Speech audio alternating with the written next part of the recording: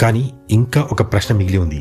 ఈ విధ్వంసానికి కారణమైన ఆ అగ్నిపర్వతం ఏది అని. ఈ ప్రశ్నకు సమాధానం కనుక్కోవడానికి శాస్త్రవేత్తలు మరిన్ని సంవత్సరాలు పరిశోధన చేశారు.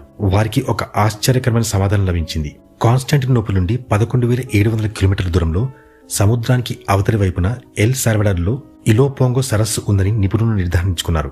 జస్టినియన్ తెగులు కాన్స్టాంటినోపుల్ కు వచ్చినప్పుడు అదే కాలంలో ఈ సరస్సు నుండి ఒక భయంకరమైన అగ్నిపర్వతం విస్ఫోటనం జరిగింది. దానికి సజీవ ఉదాహరణనే ఈ పర్వతం. ఈ పర్వతం చూడ్డానికి పూర్తిగా సాధారణంగా కనిపిస్తుంది, కానీ వాస్తవానికి ఇది అగ్నిపర్వత బూడిదతో ఏర్పడిన పర్వతం. 1500 సంవత్సరాల క్రితం విస్ఫోటనం చెందిన అగ్నిపర్వత ఫలితంగా ఈ సరస్సులో ఇది ఏర్పడింది. ప్రస్తుతం లక్షలాది మంది ప్రజలు అగ్నిపర్వతాల నీడలో జీవిస్తున్నారు. ఈ అగ్నిపర్వతాలు ఎప్పుడు విస్ఫోటనం చెందుతాయో అనే ప్రశ్నకు విజ్ఞాన శాస్త్రం వద్ద కూడా సమాధానం లేదు. మనకు తెలిసినదల్లా మానవ నివాసాలకు 1000 కిలోమీటర్ల దూరంలో ఉన్న అగ్నిపర్వతాలు కూడా మనకు హాని కలిగించగలవు. ప్రకృతి 1000 సంవత్సరాలు నిశ్శబ్దంగా ఉండవచ్చు, కానీ ఒక్కసారి మేల్కొంటే మొత్తం నాగరికతను కూడా అది నాశనం చేయగలదు. ఈ ఇంట్రెస్టింగ్ వీడియో చూడాలంటే కింద ప్లే బటన్ నొక్కి ఇప్పుడే చూడండి, లేదా యూట్యూబ్లో మా గ్లోబల్ చర్చ్ తెలుగు ఛానల్ని సబ్స్క్రైబ్ చేసుకుని కూడా చూడొచ్చు.